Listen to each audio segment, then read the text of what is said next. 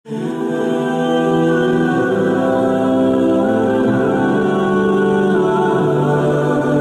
بھی قتل کر دو، اگر یہ دیوار کعبہ سے لپٹ بھی جائے تو ان کو پھر بھی نہیں چھوڑنا۔ ان میں سے ایک کعب بن زہیر تھا۔ حضور نے خاص طور پہ فرمایا من لقی منکم کعب بن زہیر فلیقتلہ، تم میں سے اگر کوئی کعب بن زہیر کو ملے تو پھر فوراً اسے قتل کر دے۔ چونکہ یہ زمانہ نبوت کے ابتدائی ایام میں جب حضور علیہ السلام کی شانوں میں قصائد کہے جاتے اور عظمتوں کا بیان ہوتا، اور جنگوں کے مواقع پہ جب لشکر آمنے سامنے ہوتے تو یہ ہجوی اشعار پڑھا کرتا تھا۔ تو آقا کریم علیہ السلام نے فرمایا کہ اس کو قتل کر دو۔ یہ بھاگ گیا، اس کے بھائی نے اس کو پیغام بھیجا تو کتنی دیر تک حضور علیہ السلام کے غلاموں کی نگاہوں سے چھپتا پھرے گا؟ پورے جزیرہ عرب میں تجھے پناہ نہیں ملے گی اور وہ تجھے قتل کر دیں گے، لیکن میں تجھے کہتا ہوں کسی طرح سے خود حضور کی خدمت میں پہنچ اور اپنے گناہ کی معافی مانگ لے، تو مجھے امید ہے حضور معاف کر دیں گے۔ رات کا اندھیرا تھا، صبح کا وقت ظاہر ہو رہا تھا، حضور تشریف فرما تھے۔ یہ آ کے پاس بیٹھ گیا، چہرے پہ چادر اوڑی ہوئی، منہ چھپائے ہوئے، اور عرض کرتا ہے حضور اگر کعب بن زہیر کو ڈھونڈ لائیں تو آپ اس کو معاف کر دو گے؟ حضور نے فرمایا کعب تو آج گیا ہے، جا میں نے معاف کر دیا۔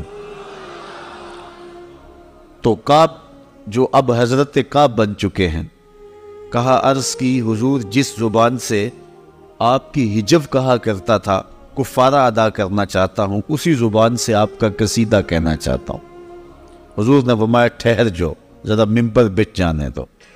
ممبر بچ گیا، مجمع لگ گیا، حضرت کعب ممبر پہ جلوہ فراز ہوئے اور انہوں نے اپنا وہ مشہور قصیدہ بانت سعاد پڑھا، جس میں انہوں نے کہا اتیت عند رسول اللہ معتذرا والعذر عند رسول اللہ مقبول، لوگوں میں اللہ کے رسول کی خدمت میں معافی مانگنے آیا تھا، مجھے یہاں آ کر پتہ چلا ہے نبی تو ہے ہی بڑا بندہ نواز۔ ان الرسول لنور یستضاء بہ مہند سیف من سیوف الہند مسلول، بغیر کسی شک کے، بغیر کسی شبے کے اللہ کے رسول صلی اللہ علیہ وسلم نور ہیں، اور ایسا نور جس سے پورا زمانہ چمک رہا ہے، ہندوستان کے لوہے کی تنی ہوئی تلوار ہیں۔ تو حضور علیہ السلام نے فرمایا کعب مجھے ہندوستان کے لوہے کی تلوار نہ کہو، مجھے اللہ کی تلوار کہو۔ تو یہ حضور علیہ السلام نے خود اصلاح دی۔ تو جب یہ قصیدہ پڑھ چکے تو آقا کریم نے اپنی چادر اتاری اور حضرت کعب کو عطا فرمائی، ان کو بھی چادر عطا فرمائی۔ حضرت حسان بن ثابت رضی اللہ تعالی عنہ کو حضور نے دعا دی، جب وہ حضور کی شان لکھتے تو آقا کریم نے کہا اللہم ایدہ بروح القدس، اے اللہ جبریل امین سے ان کی مدد فرما۔ اسی طرح 34 لوگ تھے جو باقاعدہ حضور علیہ السلام کی حضور کے زمانے میں نعت خوانی کیا کرتے تھے اور حضور کے قصائد بیان کیا کرتے تھے۔ ویسے تو بہت سارے لوگ تھے، سارے صحابی کی لبوں پر تذکرہ ہی حضور کا ہوا کرتا تھا، لیکن یہ خاص طور پہ حضور علیہ السلام کی مدح کیا کرتے تھے، اور حضور علیہ السلام کی مدح و ستائش کا سلسلہ حضور کے بعد بھی جاری ہے اور قیامت تک جاری رہے گا، بلکہ قیامت جب قائم ہوگی اور کائنات میں کسی کا ذکر باقی نہیں رہے گا، لیکن اللہ تعالیٰ جل شانہ اپنے محبوب پہ اس وقت بھی درود بھیج رہا ہوگا۔ اس لیے حضور کے ذکر کو علماء نے کہا کسی دور میں بھی فنا نہیں ہے۔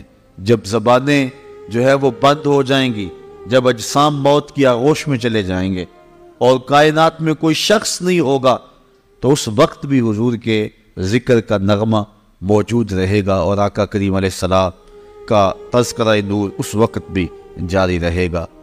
کائنات میں حضور علیہ السلام کے ذکر کی یہ خوشبو کراں تا بکراں پھیلی ہوئی ہے، اور کائنات میں کوئی گوشہ ایسا نہیں ہے جہاں حضور کا ذکر اور حضور علیہ السلام کا نام نہ لیا جا رہا ہو۔ گو کوئی شخص بھی حضور علیہ السلام کی عظمتوں کو بیان کرنے کا حق ادا نہیں کر سکتا۔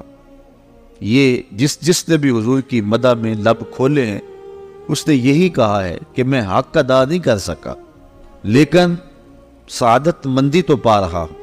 حضرت حسان بن ثابت رضی اللہ تعالیٰ عنہ فرماتے ہیں ما ان مدحت محمدا بمقالتی لیکن مدحت مقالتی بمحمدی، لوگوں میں اپنے شعروں سے حضور کی تعریف نہیں کرتا بلکہ جب اپنے شعروں میں حضور کا نام ذکر کرتا ہوں تو میرے شعروں میں جمال پیدا ہو جاتا ہے، ان میں حسن پیدا ہو جاتا ہے، چونکہ سج جاتے ہیں شعر نام مصطفیٰ صلی اللہ علیہ وآلہ وسلم سے۔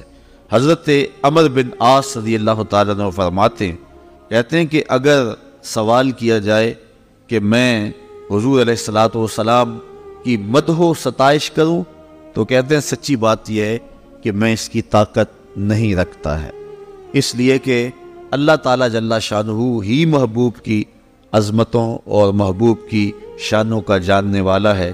اسی کی ظہوری نالے ساڈا کی بیان ہے، او دیاں تے صفتاں دا نات خاں قرآن ہے، صورتاں سپارے رنگ نبی تے جمال دا، لب کے لے آواں کتھوں سونا تیرے نال دا۔ یہاں بڑے بڑے لوگوں نے حضور کے قصیدے لکھے اور آخر میں یہی کہا لا یمکن الثناء کما کان حقہ، بعد از خدا بزرگ توئی قصہ مختصر، ہم نے اپنے بڑوں سے سنا ہے ایک اللہ ہی ان سے بڑا ہے۔ یہاں بات آ کر کے ختم ہوئی۔ ہم غالب دیکھتے ہیں کہ جب اپنے محبوب کی مد میں زبان کھولتا ہے تو پھر موتی پروتا چلا جاتا ہے، خود اس کو دعویٰ ہے کہ میرے جیسا انداز سخن زمانے میں کوئی نہیں رکھتا، ذکر اس پری وش کا پھر بیاں اپنا تھا، بن گیا رقیب آخر جو راز دا اپنا تھا۔ اس کو ناز ہے اپنے سخن پہ، اپنی گفتگو پہ، لیکن غالب کو کہا گیا تو نے مہوشوں کے، زہرہ جمالوں کے اور خوبصورت لوگوں کے قصیدے لکھے ہیں تو حضور علیہ السلام کی نعت بھی لکھ۔ تو غالب کہنے لگا کہ غالب ثنائے خواجہ بیزداں گزاشتیم کہاں ذات پاک مرتبہ دان محمد است، کہنے لگا کہ میں بیان کیسے کر سکتا ہوں جب میں جانتا ہی نہیں ہوں، تو اللہ جل شانہ ہی محبوب علیہ السلام کے مرتبے کو جاننے والا ہے اور بیان بھی وہی فرما سکتا ہے۔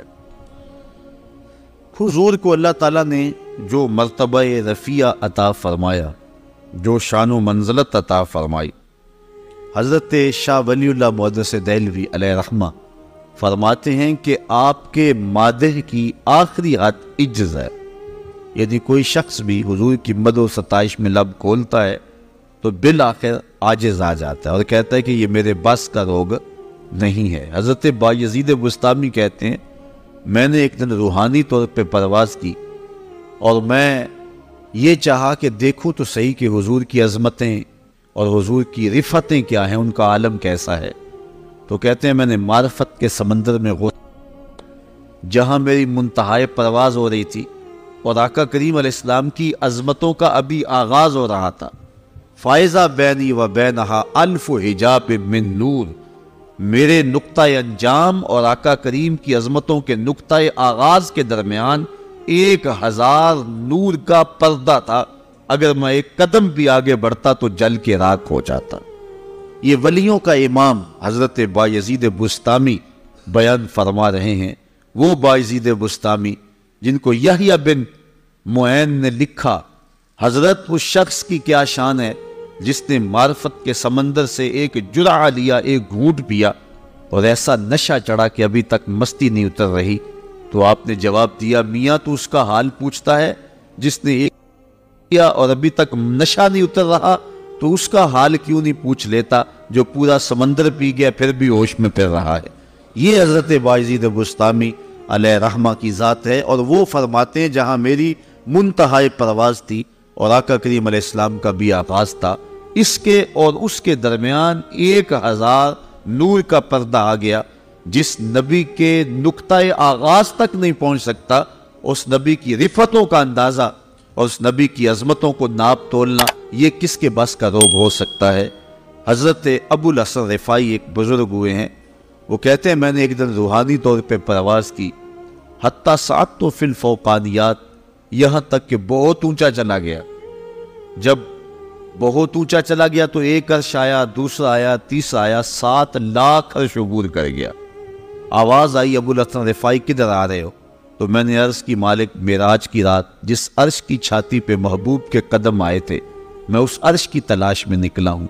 تو آواز آئی ارجع لا وصول لک، ابو الحسن رفاعی پلٹ جاؤ، تم کروڑوں سال بھی پرواز کرو لیکن جس عرش کی چھاتی پہ محبوب کے قدم آئے ہیں وہاں تمہارا خیال بھی نہیں پہنچ سکتا۔ جس کے قدم اتنے اونچے ہیں اس کا سر کتنا اونچا ہوگا، کوئی حد ہے ان کے عروج کی، بالا غل اولاب کمال ہی، جو بلندیاں حضور کو نصیب ہوئی ہیں وہ حضور کا ہی مقسوم ہے۔ تو اللہ تعالیٰ نے وہ رفعتیں عطا فرمائی، وہ شانیں عطا فرمائی۔ حضرت امام بوصیری فرماتے ہیں فَإِنَّ فَضْلَ رسول اللہ صلی اللہ علیہ وسلم لیس لہو حد فیعرب عنہ ناطقم بفمی، کہتے ہیں کوئی زبان سے کیا بیان کر سکتا ہے، حضور کے فضل و کمال کی تو کوئی آتی ہی نہیں ہے۔ لیکن آپ نے فرمایا دا ما متعتہ النصارى فی نبیہم وحکم بما شئت مدحا فیہ وحتکمی، فرماتے ہیں کہ جو نصارہ نے اپنے نبی کے بارے میں کہا کہ وہ ابن اللہ ہیں، اللہ کے بیٹے ہیں، کہا وہ نہ کہنا، اس کے علاوہ حضور کے لیے جو مرضی کہہ دے حضور اس سے بھی اونچے ہیں۔ اتنی شانیں اللہ تعالیٰ جل شانہ نے اپنے محبوب کو عطا فرمائی ہیں۔ ابن حاج نے ایک مقام پہ لکھا ہے کہ حضور علیہ السلام کی عظمتیں تو حضور کی عظمتیں ہیں، مدینہ المنورہ کی عظمتوں کی کوئی حد نہیں ہے۔ حضور کے شہر انور جس کو حضور کے قدموں سے لپٹنے کی سعادت کی وجہ سے یہ مرتبہ نصیب ہوا ہے کہ اس کے کمالات کی حد نہیں ہے، اور جہاں تک حضور علیہ السلام کی شان ہے تو اس کا تو احاطہ ممکن ہی نہیں ہے۔ اللہ اکبر۔ وہ کیا کسی نے کہا کہ کیا یہ کم ہے کہ تو محبوب خدا ہے، یہ کتنا بڑی سعادت ہے حضور علیہ السلام کی۔ تو آئیے آج ہم حضور علیہ السلام کی عظمتوں کا مختصر بیان جو ہے وہ سنیں گے اور اپنے قلب و نظر کی تزکیہ کا سامع کریں گے۔ علماء نے لکھا ہے کہ حضور کی شانیں سن کر جس شخص کے سینے میں ٹھنڈ نہیں پڑتی اس کے سینے میں دھڑکنے والا دل کسی مومن کا دل ہی نہیں ہے۔ یہ پکی بات ہے کہ غلام کو اپنے آقا کی تعریف سن کر کے خوشی ہوتی ہے، اور ہم حضور علیہ السلام کا ذکر سنتے ہیں تو تسکین پا جاتے ہیں اور قلوب راحت پاتے ہیں، اور جی چاہتا ہے کہ یہ نغمہ چھڑا ہی رہے اور محبت کی بولی بولنے والے اس سلسلہ محبت کو پھیلاتے ہی رہیں۔ اللہ تعالیٰ جل شانہ نے قرآن مجید میں ارشاد فرمایا تِلْكَ الرُّسُلُ فَضَّلْنَا بَعْضَهُمْ عَلَى بَعْضٍ مِّنْهُمْ مَنْ كَلَّمَ اللَّهُ وَرَفَعَ بَعْضَهُمْ دَرَجَاتٍ، یہ وہ رسول ہیں جن کو ہم نے ایک دوسرے پر فضیلت عطا کی۔ تِلْكَ الرُّسُلُ فَضَّلْنَا بَعْضَهُمْ عَلَى بَعْضٍ، ہم نے رسولوں کو ایک دوسرے پر فضیلت دی ہے۔ منہم من کلم اللہ، ان میں سے کوئی ایسا بھی ہے جس سے اللہ نے کلام فرمایا۔ ورفع بعضهم درجات، اور کوئی ایسا بھی ہے کہ جو درجوں میں سب سے اوپر چلا گیا۔ اور علماء فرماتے ہیں اس سے مراد میرے اور آپ کے آقا و مولا صلی اللہ علیہ وآلہ وسلم ہیں کہ جو درجہ کسی کو نصیب نہیں ہوا وہ حضور کا مقسوم ہے۔ ابھی اعلیٰ حضرت کا ایک شعر پڑھا جا رہا تھا، خلق سے اولیاء، اولیاء سے رسل، اور رسولوں سے اعلیٰ ہمارا نبی۔ تمام کائنات میں مخلوقات میں اولیاء افضل ہیں، اولیاء سے نبی افضل ہیں، نبیوں میں رسول افضل ہیں، اور رسولوں کے اندر امام الانبیاء حضور نبی رحمت کو فضیلت دی گئی ہے۔ تو کہا کوئی تو ایسا ہے جس سے اللہ نے کلام فرمایا، یعنی حضرت موسیٰ علیہ السلام۔ وَرَفَعَ بَعْضَهُمْ دَرَجَاتٍ، اور کوئی ایسا بھی ہے کہ جو درجوں میں سب سے اوپر چلا گیا۔ کوئی فلک تے رہ یار گیا، کوئی جا سدرہ تے ہار گیا، ایک کالیاں زلفاں والا سی جڑا عرش تو بھی لنگ پار گیا۔ تو درجوں میں سب سے اوپر جو شخص گیا ہے اس ذات کا نام، اس شخصیت کا نام محمد رسول اللہ صلی اللہ علیہ وآلہ وسلم ہے، اور ہمیں اس بات پہ فخر حاصل ہے کہ ہمارے نبی نبیوں کے امام ہیں۔ یہ سعادت مندیاں ہمیں عطا فرمائی گئی، آج ہمیں جو عزتیں دی گئی ہیں یہ حضور کے صدقے سے دی گئی۔ کنتم خیر امت، یہ مجھے اور آپ کو کہا گیا نا۔ ہم سوچیں کہ ہماری اوقات تھی کہ ہمیں یہ کہا جاتا، لیکن اصل شرف مکان کا نہیں ہوتا، شرف مکین کا ہوتا ہے۔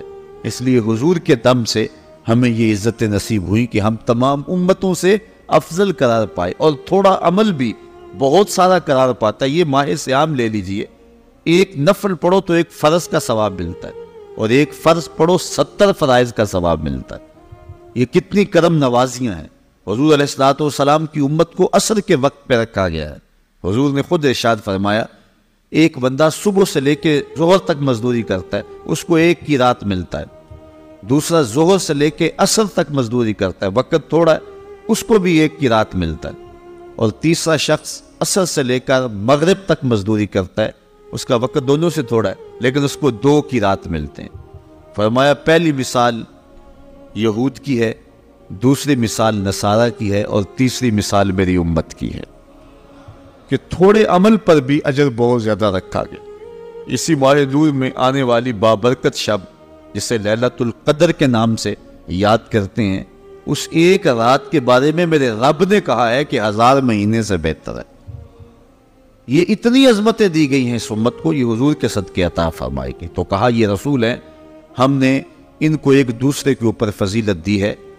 ان میں سے کوئی ایسا بھی ہے کہ جو اللہ سے کلام کرنے کا شرف پاتا ہے، لیکن ایسا بھی ہے جو درجوں اور فضیلتوں میں سب سے آگے چلا گیا ہے۔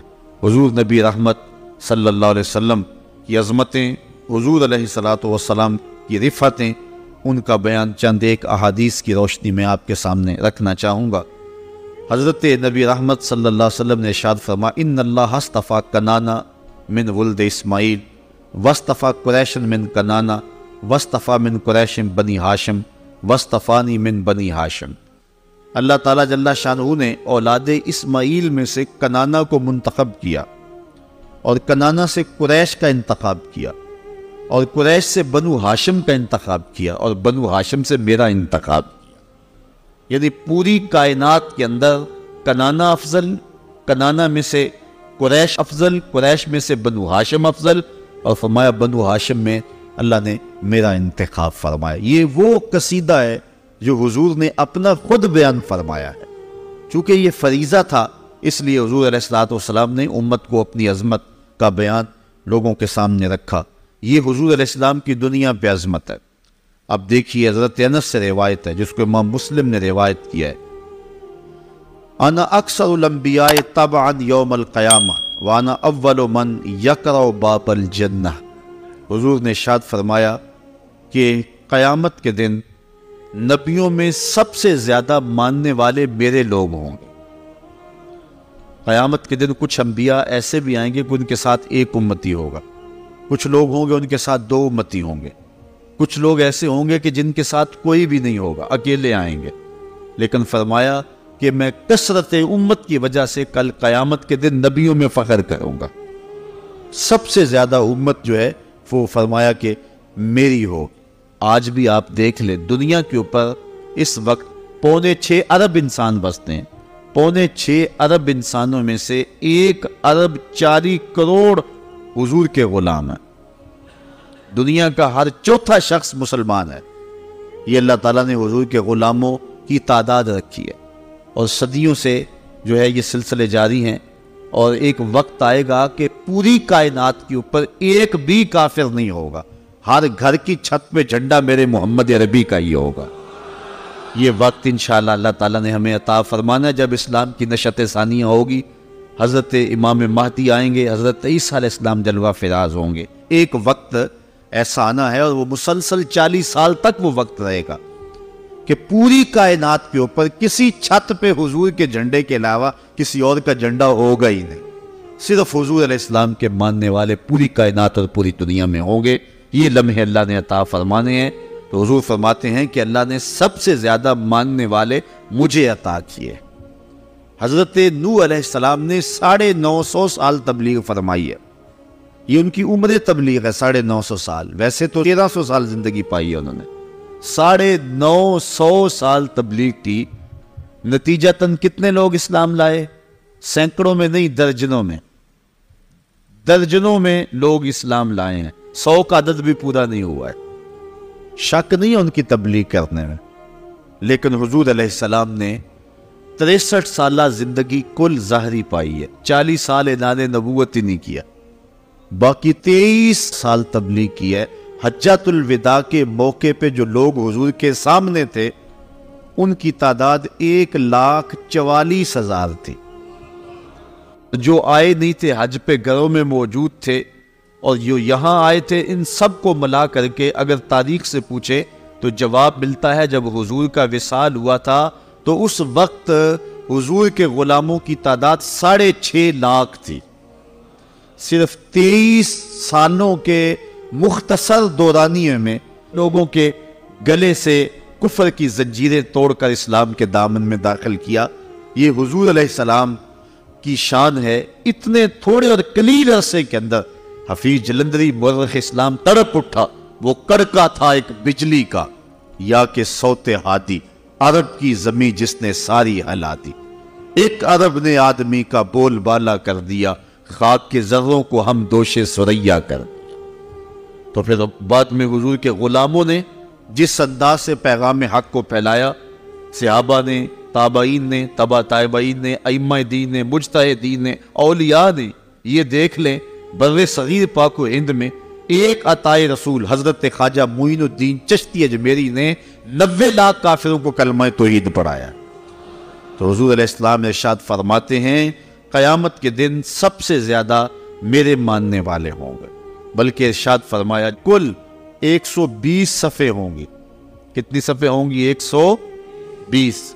ان میں سے 40 صفحے حضرت آدم علیہ السلام سے لے کر حضرت عیسیٰ تک تمام نبیوں کی امتوں کی ہوں گی، اور 80 صفحے صرف میری امت کی ہوں گی۔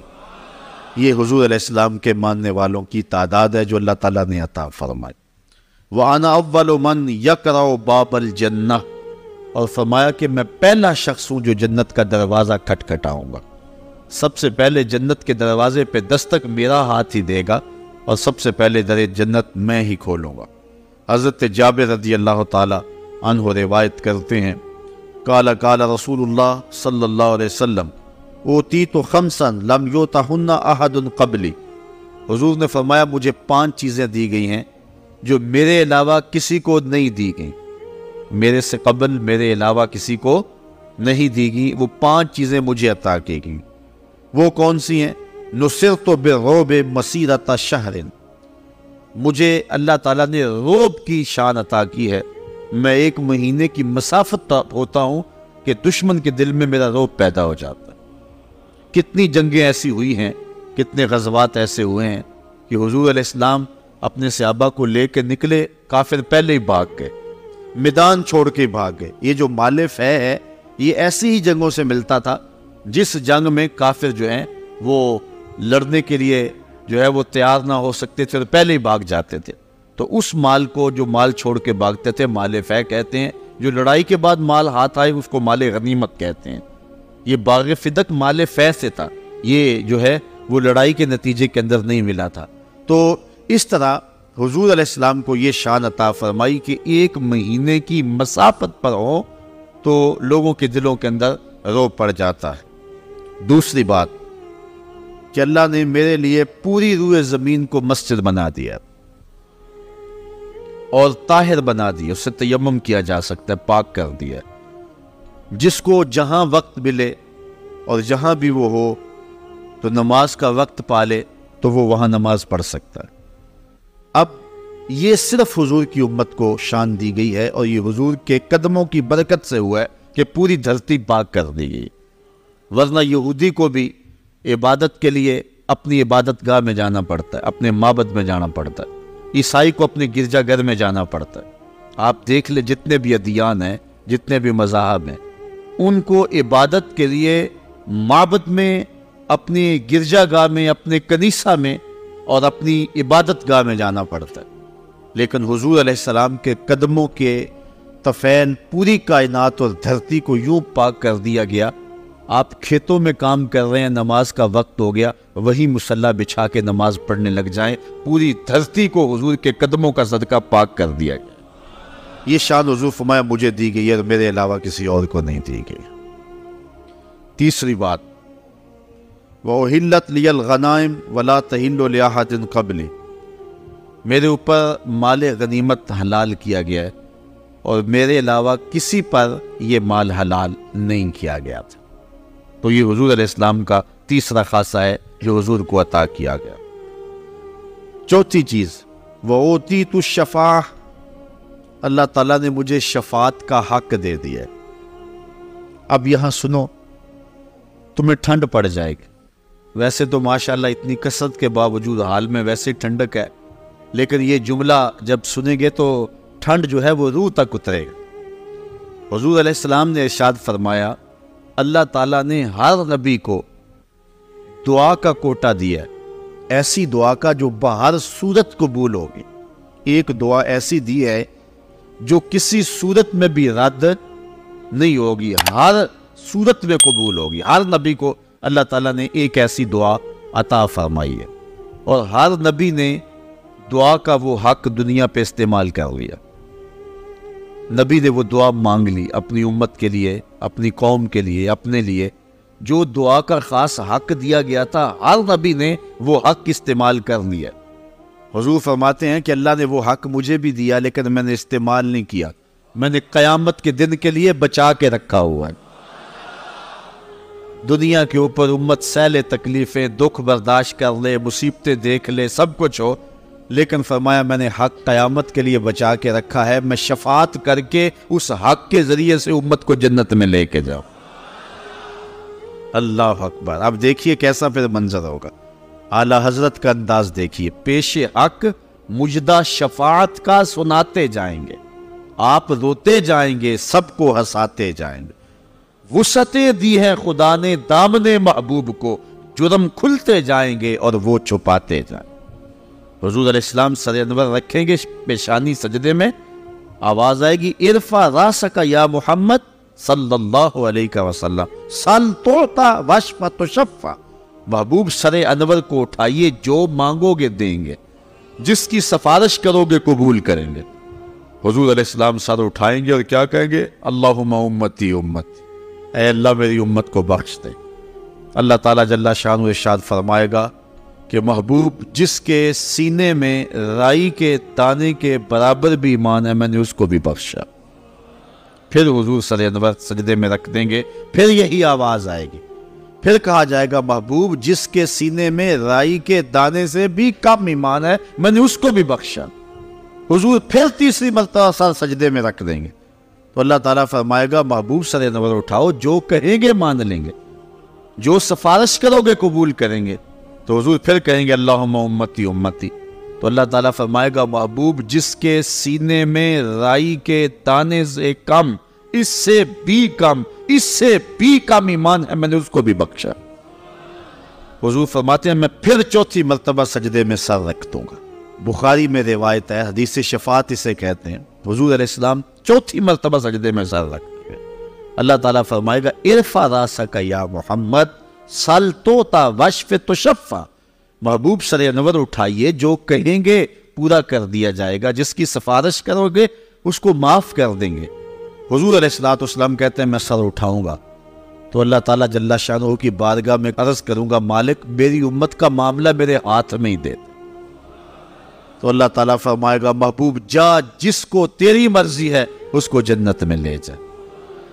تو پھر کیا حضور علیہ السلام جہنم میں ہمیں رہنے دیں گے؟ وہ کیا کسی نے کہا تھا میں تو کیا میرا سایہ بھی دوزخ میں نہ جائے گا، کیونکہ رسول پاک سے دیکھا نہ جائے گا۔ تو حضور علیہ السلام دامن شفاعت فرمائیں گے، تو فرمایا اوتیت الشفاعہ، مجھے اللہ نے شفاعت عطا فرمائی۔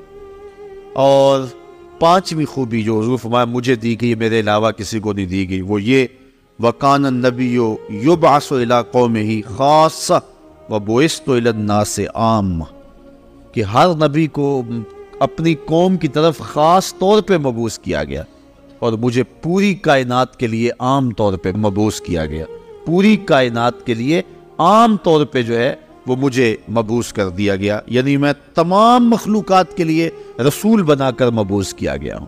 کائنات کی کوئی ایسی قوم، کوئی ایسا خطہ، کوئی دھرتی، کوئی قطع زمین، کوئی جزیرہ، کوئی بر اعظم، کائنات کی کوئی مخلوق ایسی نہیں ہے جس کی حضور رسول نہ بنا کر کے بھیجے گئے۔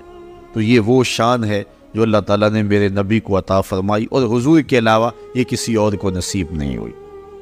چوتھی روایت حضرت ابو سعید رضی اللہ تعالی عنہ سے ہے، قال قال رسول اللہ صلی اللہ علیہ وسلم، کہتے ہیں اللہ کے رسول صلی اللہ علیہ وسلم نے ارشاد فرمایا، انا سید ولد آدم یوم القیامہ ولا فخر، میں تمام اولاد آدم کا سردار ہوں، قیامت کے دن تمام اولاد آدم کی سرداری میرے پاس ہوگی، ولا فخر، اور میں اس کے اوپر فخر نہیں کرتا، وبیدی لواء الحمد ولا فخر، اور حمد کا جھنڈا قیامت کے دن میرے ہاتھ میں ہوگا، ولا فخر، اور میں اس پہ فخر نہیں کرتا، وما من نبی یومئذ آدم ومن سواہ الا تحت لوائی وانا اول من تنشق عنہ الارض ولا فخر، اور فرمایا حضرت آدم علیہ السلام سے لے کر کے حضرت عیسیٰ تک جتنے بھی نبی ہیں سارے کے سارے میرے جھنڈے کے سائے تلے ہوں گے، اور سب سے پہلے زمین میرے لیے کشادہ ہوگی اور میں قبر انور سے باہر آؤں گا، اور اس پر میں فخر نہیں کرتا۔ ملا علی قاری نے کہیں بڑی خوبصورت بات لکھی، فرماتے ہیں نبی جھنڈے کے سائے تلے ہوں بات فخر والی ہے، کرتے کیوں نہیں؟ شہنشاہ حسینہ ماہ خوباں جس کے چراغ حسن سے پورا مصر روشن ہوا، وہ جھنڈے کے سائے تلے کھڑا ہو۔ حضرت یوسف علیہ السلام بات فخر والی ہے کہ نہیں ہے؟ کہا ولا فخر، میں فخر نہیں کرتا۔ پاؤں کی ٹھوکر سے مردے کو زندگی دینے والے حضرت عیسیٰ جھنڈے کے سائے تلے کھڑے ہوں، بات فخر والی ہے کہ نہیں ہے؟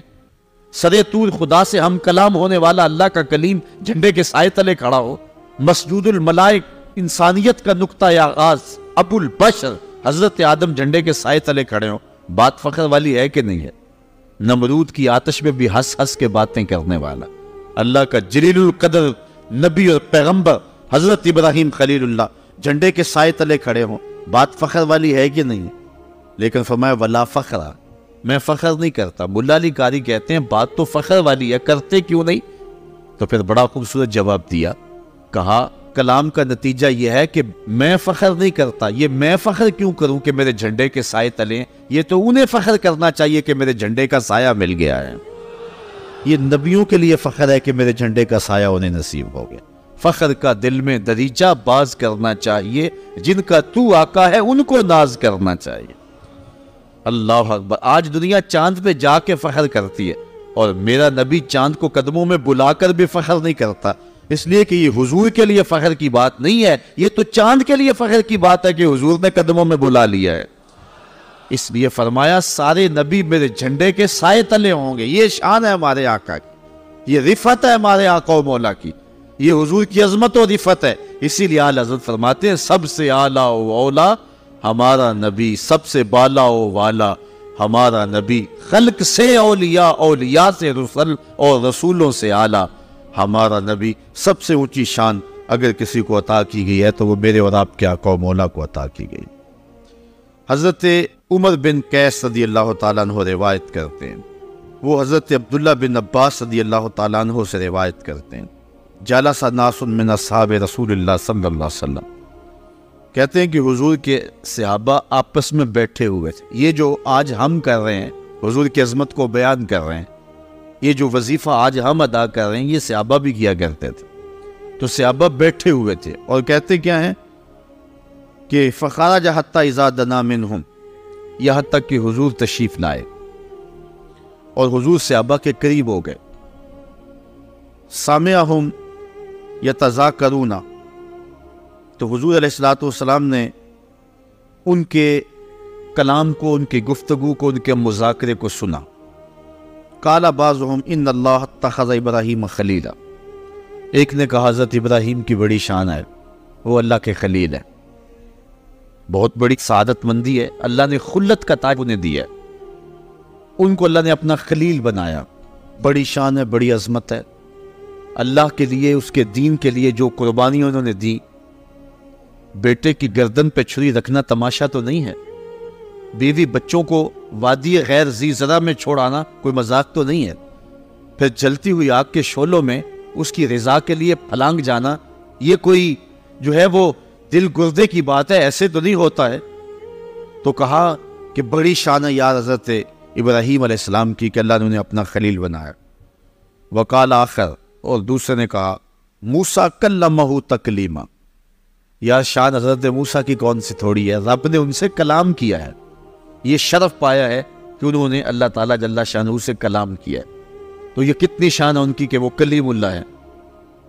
وقال آخر، تیسرا بولا، فعیسیٰ کلمۃ اللہ و روحہ، اور حضرت عیسیٰ اللہ کے کلمہ ہیں اور اللہ نے اپنی روح ان کے اندر پھونکی ہے اور انہیں بن باپ کے پیدا کیا ہے۔ کتنی شان ہے، کتنی عظمت ہے، روح اللہ ہے۔ وقال آخر، چوتھے نے کہا، آدم اصطفاہ اللہ، کہ حضرت آدم علیہ السلام کا اللہ نے انتخاب کیا ہے۔ اللہ تعالیٰ نے انہیں انسانیت کے باپ بننے کا شرف دیا، انہیں ابو البشر بنایا، انسانیت کا نقطہ آغاز ہیں، اور فرشتوں کی جبین نیاز ان کے حضور جگائی گئی۔ بڑی شان ہے۔ یہ صحابہ گفتگو کر رہے ہیں، حضور علیہ السلام بھی پاس اس گفتگو کو سماعت کر رہے ہیں۔ جب صحابہ نے گفتگو کر لی، فخرج علیہم رسول اللہ صلی اللہ علیہ وسلم، تو حضور تشریف لے آئے، حضور علیہ السلام ان کے بالکل قریب آ گئے۔ وقالا، اور ارشاد فرمایا، قد سمعت کلامکم وعجبکم، میں نے تمہاری گفتگو بھی سنی اور گفتگو پر تعجبی انداز بھی سنا۔ یعنی نبی کی شان بیان کر رہے ہیں اور اس پہ خوشی سے تعجب کر رہے ہیں صحابہ، یار کیا شان ہے حضرت ابراہیم کی، کیا عظمت حضرت موسیٰ علیہ السلام کی، یہ جو تعجب تھا۔ تو کہا میں نے تمہارا کلام بھی سنا اور تمہارا تعجب کرنا بھی سنا۔ تو یہ ہے کہ نبی کی شان بھی بیان کی جائے اور اس پر یہ انداز ہو کہ یار کیا شان ہے، کیا شان مدینے والے تھے۔ یہ عظمت، یہ انداز، یہ طرز تکلم، یہ صحابہ کا رہا ہے۔ تو حضور نے فرمایا کہ میں نے سمعت کلامکم وعجبکم، تمہارا کلام کرنا بھی سنا اور ان شانوں پر تمہارا تعجب کرنا بھی سنا۔ اور پھر فرمایا ان ابراہیم خلیل اللہ، بے شک ابراہیم اللہ کے خلیل ہیں۔ تم نے جو کہا واقعی وہ اللہ کے خلیل ہیں۔ ہوا کذالک، ایسے ہی ہے، اس میں کوئی شک نہیں ہے۔ وہ موسیٰ نجی اللہ، تم نے کہا کہ موسیٰ نجی اللہ ہے، وہ کذالک، ایسے ہی ہے۔ وہ عیسیٰ روحہ و کلمتہ، وہ کذالک، تم نے حضرت عیسیٰ کے بارے میں کہا کہ وہ روح اللہ ہیں اور کلمت اللہ ہیں، وہ کذالک، ایسے ہی ہے۔ وہ آدم اصطفاہ اللہ، وہ کذالک، تم نے کہا حضرت آدم کا اللہ نے انتخاب کیا ہے، بالکل ایسے ہی ہے۔ یہ حضور نے بیان فرمایا جو تم نے نبیوں کے بارے میں کہا سچ کہا، تمہارا کلام بھی سنا، تمہارا تعجب کرنا بھی سنا، بالکل ایسے ہے۔ اللہ نے انہیں بڑی شانیں دی ہیں۔ لیکن پھر حضور نے فرمایا الا وانا حبیب اللہ، اور صحابہ سن لو میں اللہ کا حبیب ہوں، ولا فخر، اور میں اس پہ فخر نہیں کرتا، وانا حامل لواء الحمد یوم القیامہ، میں قیامت کے دن حمد کا جھنڈا اٹھانے والا ہوں گا۔ اور آگے فرمایا تحتہ آدم فمن دونہ، آدم علیہ السلام اور ان کے علاوہ جتنے بھی نبی ہیں جن کا تم ذکر کر رہے تھے، یہ سارے کے سارے میرے جھنڈے کے سائے تلے ہوں گے۔ ولا فخر، اور میں اس پہ فخر نہیں کرتا، وانا اول شافعین و اول مشفعین یوم القیامہ، قیامت کے دن سب سے پہلے شفاعت بھی میں کروں گا اور قیامت کے دن سب سے پہلے سفارش قبول بھی میری ہوگی۔